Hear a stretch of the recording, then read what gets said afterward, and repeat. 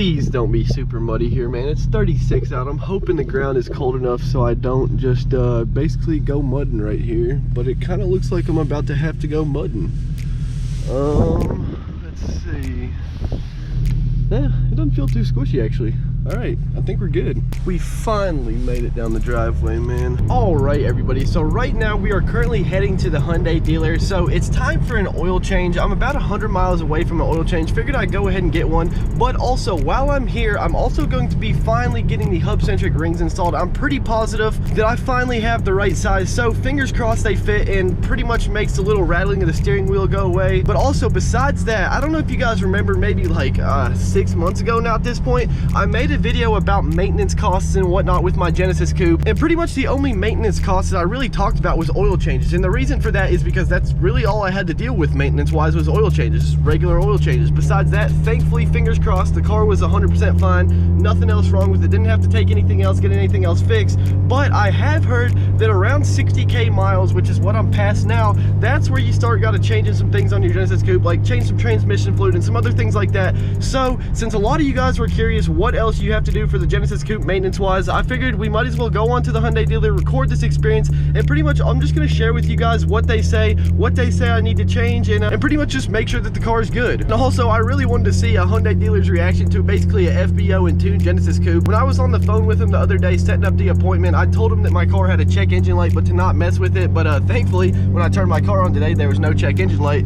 But yeah, man, it should be a pretty interesting experience if I do say so myself. Hopefully everything will be okay with the car and there won't be any issues that we weren't expecting, and we'll be in and out smoothly. And also, I just wanted to mention real quick, I actually ended up taking the passenger side rear side louver off. The driver's side one is still on, and the reason I took the passenger one off is just because, man, it did not fit right. Like, I drove around with it on the car for like maybe an hour, went and got a car wash, everything was fine, came home, went to bed, woke up the next day, and it was hanging halfway off. And it just basically, like I said in the last video where I was installing it, it was too big, it just didn't fit properly. So after I go by the dealer today and whatnot, I'm gonna head back home and we're gonna shave it down and make it fit properly, so we don't only have to be driving around with one louver on and looking like an idiot. I'm sure the dealer's gonna laugh at this, honestly, man. Oh god. All right, we just pulled up. Let's see what they got to say. All right, so the car's in there getting an oil change right now. Unfortunately, they can't put on the hub-centric rings today. They said they are super busy and there's just no chance that they can get them on. So when we get back home, I'm gonna throw them on myself and hope that they fit. But in the meantime, man, check out this Supra they have for sale here. It's a 2020.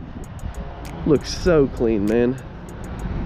Got some carbon fiber on the interior. This is definitely a strong contender for the next car. I just gotta be able to afford it now. All right, it's been like literally almost 2 hours for an oil change, which is absolutely ridiculous. I'm pretty sure I could do it laying on the ground faster than 2 hours, but at least it's done and we are on our way out of here. I'm about to pull off in front of them and take a thumbnail real quick, because why not? So unfortunately they couldn't put the hub-centric rings on, which is really just annoying if you want me to be honest, because they literally asked me if I wanted them to rotate the tires, which is like, dude, if you're willing to rotate the tires and take them off, just take off the tires and put on the hub-centric rings. I mean, it's not that big of a deal, but it's just annoying because like I was there, they offered to take the tires off, but they wouldn't put on the hub-centric rings. But oh well, whatever. I got like a 30% or so discount. It was only $30 or $35 for an oil change, which is that's a new record. That's by far the cheapest it's ever been. But I guess also besides that, there was nothing else to the car that needed to be done. I mean, everything seems fine. The check engine light's still off. They didn't set any fluids or anything needs to be changed. So I guess we're all good to go. And really, regular oil changes are all you got to worry about in this car. At least I hope so. We should be home in like 20-30 minutes max. On the way, I'll bust out some full scents for you guys, but once we get there, we're gonna get this rear side louver back on, get it sanded down, make it fit properly and everything, and then we're gonna try to see if these hub-centric rings will fit, which fingers crossed, like I said, they should fit. I'm pretty positive this is the right size, but I guess the only way to find out is to give it a go. This is like one of my favorite spots to send it right here, man. This is literally like the straightest road around here. We'll get to about 60 and foot to the floor. Go ahead and shift early because that is plenty fast, man. Oh goodness, if this road was not such a big slant up and downhill, like going either way, I would definitely test my 0 to 60 on this road, but unfortunately it's not very flat. It's like a big old U. Got another pretty good spot right here. We'll floor it once we get to the top of the hill at about 55.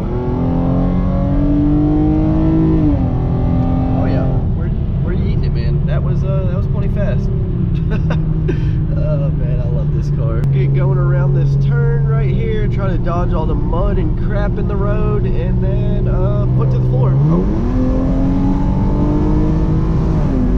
It literally shifted right before I floored it, and it made it like take a second to kick down and go.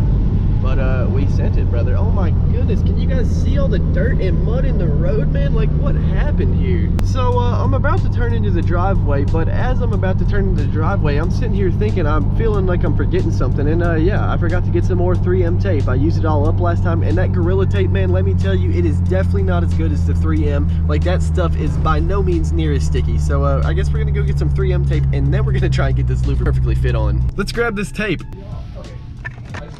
Bag secured. Now it's finally time to head home. All right, now it's time to scale old doo-doo mountain here. See if we can get up here without tires coming off the ground. Hey, that was actually pretty smooth that time, I'm not gonna lie, man. All right, I'll see you guys in about 5 minutes when we finally get to the top of this hill. Let's see if we can make it through the swamp right here. I really don't want to get stuck in the field again today. Ooh, we are spitting. Oh, I think we're good. Oh yeah, we're good, baby. So now the question is, which one do we do first? Do we get this other louver on, or do we put the hub-centric rings on? That's a good question, honestly. Let's go with the louver, why not? We got our sandpaper right here. I'm honestly not sure what kind of grit this is, but it's fairly fine feeling, and I'm pretty sure really any sandpaper should work. From what I've heard, you can really just sand carbon fiber like you can sand anything else. So I think we're gonna do the rounded edge right here, and we're just gonna get to sanding.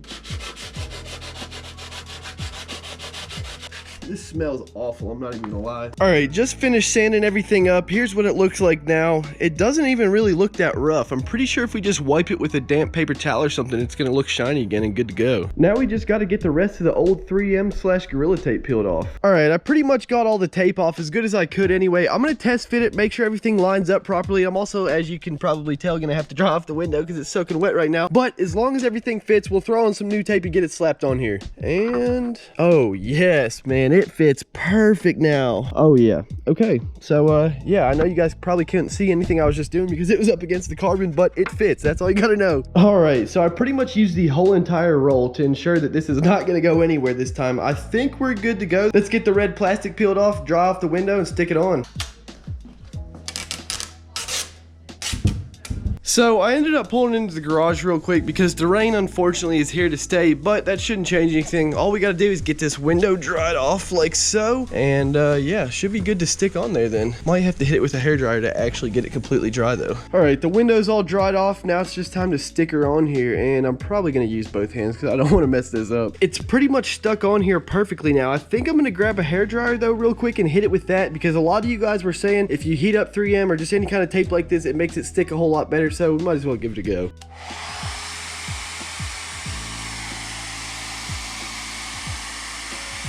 Oh yeah, and then just like that, it is completely secured, man. You give this thing a tug, it feels like you're trying to rip a fence post out the ground or something, dude. It is literally going nowhere now. And also, I just want to talk about the driver's side real quick. So I did plan on taking this one off, sanding it down and making it fit better, but I literally could not get this one off. Like, if you can tell, I don't know if you can tell on video, but when I pull on it in a few spots, it comes a little bit loose, but not like loose, but like it is literally not coming off, man. I tried to rip this thing off, and I feel like if I pull any harder, it's gonna break, because like I hear it cracking and it's just not budging, man. So I think the driver's side was perfect fit, but the passenger side needed a little bit of work done. All right, now probably the most important part yet, let's go ahead and see if the hub-centric rings fit. And real quick, before we see if they fit, I just wanted to talk about them a little bit. So for those of you guys who don't know, I got these wheels and tires like close to a year ago now. I've been running without hub-centric rings, and I mean, the car drives okay, but it's definitely a little bit shaky, feeling like the steering wheel shakes a little bit when you're going like 60 plus, 50 plus, but it's not a huge deal. It doesn't make you feel like you're about to fly off the road or anything, but it's not a smooth ride anymore. A completely smooth ride, that is. I just about tripped. So originally I got some 74 to 67.1 hub-centric rings. Those were too big, just barely too big. They did not fit.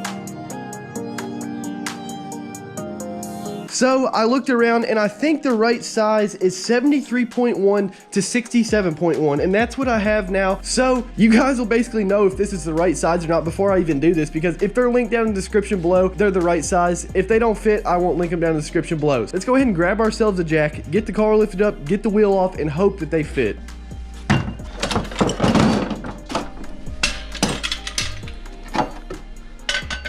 Alright everybody, it's been like 2 hours since the last clip I recorded, and there's a pretty unfortunate reason for that. I've pretty much stumbled across a new problem, so I cannot get these lug nuts off, man. I have been trying and trying and trying. I've had multiple different people try. Nothing is making these lug nuts budge, man. Tried an impact gun, tried it like 95 pounds. That didn't work. That's what the impact gun maxed out at, so we couldn't go over that. We've been trying this thing that comes with the car. I just drew a blank and forgot what this thing's called, but a tire iron or something like that. We put the adapter thing, this right here, the thing for the lug nuts in here, and we tried and tried and tried, and this pole started to bend before any of those even loosened up. Like, none of them are even loose. So like, yeah, another problem has been discovered, and that is I can't get the lug nuts off. Now, I don't know why exactly they're on here so tight, but for some reason, like, they are on here, man. They are not trying to budge at all. We tried more than just this wheel, tried that one, tried that one, tried that one. None of them are budging, and I don't know what to do, man. Maybe it's too cold outside. I really don't know. If you guys have any suggestions how to break them loose, let me know down in the comments below, because I really want to figure out if these hub-centric rings are the right size or not, because the steering wheel shake when I'm driving at 50, 60 miles an hour plus is just, it's getting old, man. And I know a lot of you guys have been wondering what size is the right size hub-centric rings if you do get this wheel setup, and I was really hoping to have that question answered today, but unfortunately, yet again,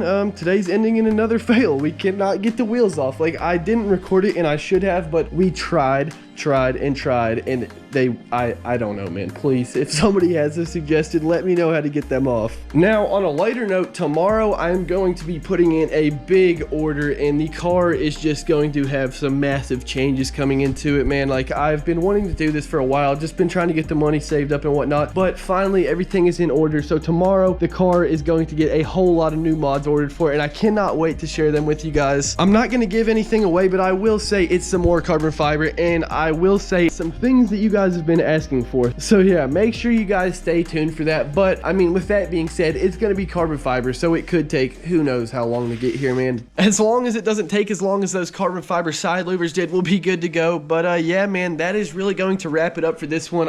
I'm so disappointed that, of course, this video is ending in another epic fail. We can't get the wheels off. Like, I should have recorded it, but I'm serious when I tell you we tried for like 2.5, 3 hours to get these off. They will not budge, and I don't know why. The last time the dealer took them off and put them back on, they must have made sure they weren't going anywhere, because they're not going anywhere, unfortunately. But yeah, like I said, that is really it for this one. A lot of epic videos and a lot of epic changes are coming to the car this year, and I just, like I said a million times, I can't wait to share it with you guys. But yeah, if you guys like this video, do not forget to drop a like and subscribe. If you have any questions, leave them down in the comments below. Peace out. I'll see you guys in the next one.